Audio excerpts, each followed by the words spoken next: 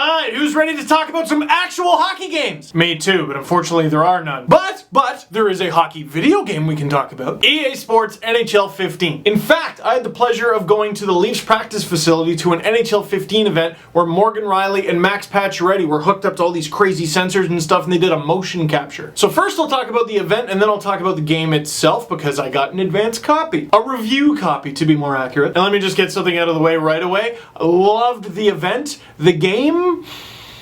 But let's start with the event. So I show up with my trusty girlfriend Jeffler, and sure enough, a bunch of the guys who upload those YouTube videos of them doing crazy tricks and all sorts of stuff, they were actually invited to and flown to the event. Some of them. I mean, the ones from Toronto weren't flown in because that would be... Why? I mean, I would have appreciated a flight from Oshawa, saving the trouble of the 401. Anyway, we get in there, and there is a whole bunch of cameras. And I see Morgan Rielly and Max Pacioretty and leotards doing ridiculous things. The exercise you're seeing right here is to calibrate the sensors. And one thing they were sure to tell all of us is don't touch the camera, don't even touch the carpet that the cameras are on because you'll screw everything up. You'll screw up all the data. Got my camera like, okay, I just won't move then. But it was cool. They did all sorts of drills, skating around, taking some shots. You know, Rielly setting up Pacioretty setting up Rielly, stuff that you'll never see because Rielly's going to be a Leaf forever until they win 10 straight cups. And of course, afterwards they went out and they met all the YouTubers and they signed their stuff, and it was just really cool. Although I thought it was kind of weird that Morgan Rielly of the Toronto Maple Leafs and Max Pacioretty of the Montreal Canadiens were signing pictures of Patrice Bergeron of the Boston Bruins. Signing it like Max Pacioretty, drawing a mustache, boogers, gap in the teeth. And then after that was all said and done, we actually got a behind-the-scenes tour of the Leafs practice facility. I thought it was extra cool because I'm posting pictures on like Instagram and Twitter and stuff, and James Myrtle of the Globe and Mail is like, how did you get back there? I haven't even seen that place. Some of the highlights were Phil Kessel lovingly and or creepily staring down at the hot tub. Placement. It's all about placement. As you'll see with this next photo of David Clarkson right above a trash can. And while those photos are good, you just cannot top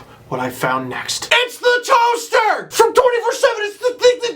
And while the other guys were getting autographs from Pacioretty and Rielly, oh, we took pictures with the toaster, we got its autograph, we gave it an interview. I should say, it gave us an interview. The pleasure was all ours. To me, it's such a unique and important part of Leafs history, I mean, wow. And then we saw like the Leafs dressing room and Marley's dressing room, there was a bunch of other stuff. But the toaster, mostly excited about the toaster. And of course, we got to play the game. I played on a PS4. I don't have a PS4, so it was nice to play on the next-gen games. The gameplay is ridiculous. And let it be known that I beat Jeffler 1, 2, 3 straight times. Twice where I was the Leafs and he was the Islanders, and another time when I was the Ducks and he was the Lightning. And famous NHL gamer YouTube person Clapperton, we played to a 5-5 tie. We didn't get to finish our game, but before we finished, I scored a hat trick on him with David Clarkson, and that's important. So that was that, and the event was cool.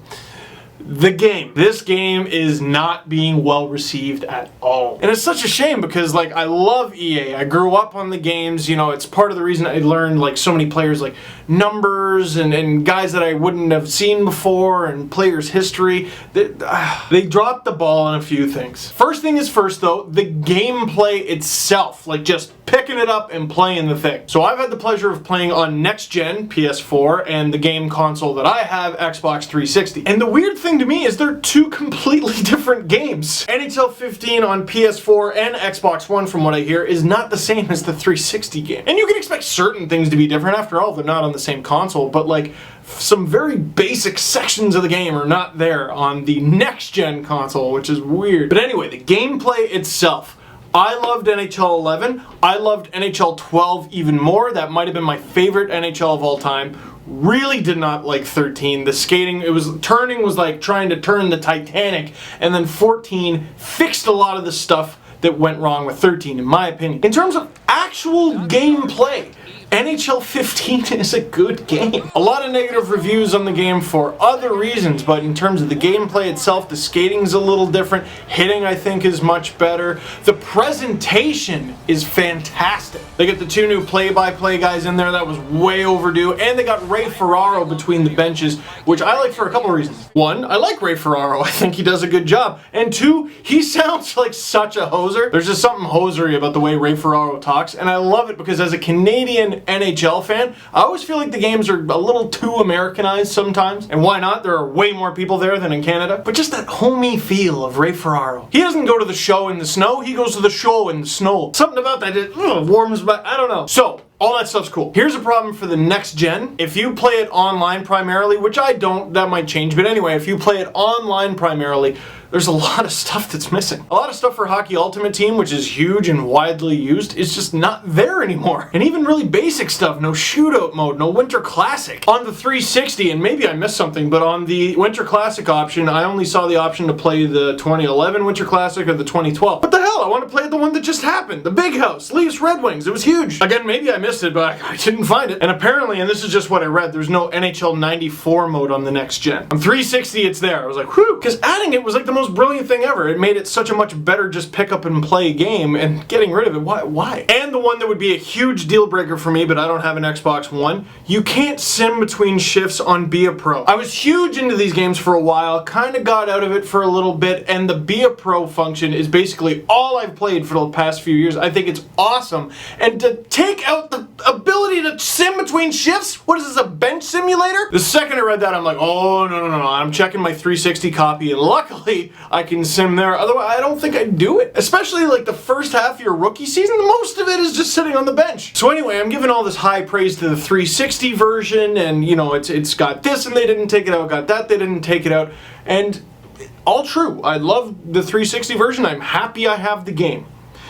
But I think I'm mostly happy because I broke my NHL 14. We took an RV trip out to Halifax. We decided to play NHL 14 in the RV. New Brunswick is very bumpy, and now I don't have an NHL 14. And I love the NHL 15 that I have on Xbox 360 because it's basically NHL 14. Like I said, the gameplay is a little different, and I shouldn't harp on them for not making it very different because I thought it was good. Why would I want them to drastically change something that I think is pretty damn good? Like I said, the presentation is much better, new play-by-play between the bench. Other than that, that's about it. And so if you're a 360 player, you gotta ask yourself, is this worth $60? As for next generation players on the Xbox One and PS4, I don't really know if I should be telling you how to spend your money because I really only played the game once and I don't have those consoles. Again, just the pick up and play, put the controller in your hands and give her. It's a lot of fun. I was really impressed with how smooth the game was. Again, I think the hitting is very much improved, and it was improved on last year too, so it's really good. But if you do a lot of your playing online, I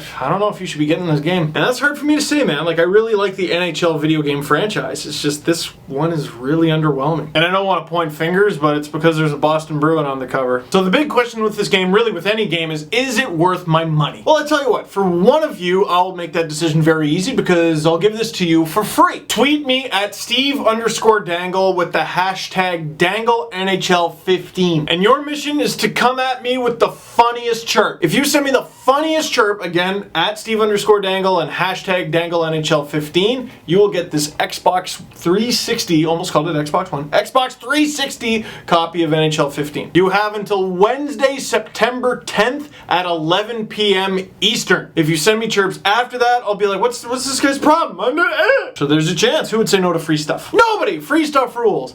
As for paying for the game, I'll leave that decision up to you. Nicely into the zone. Look at this! Score!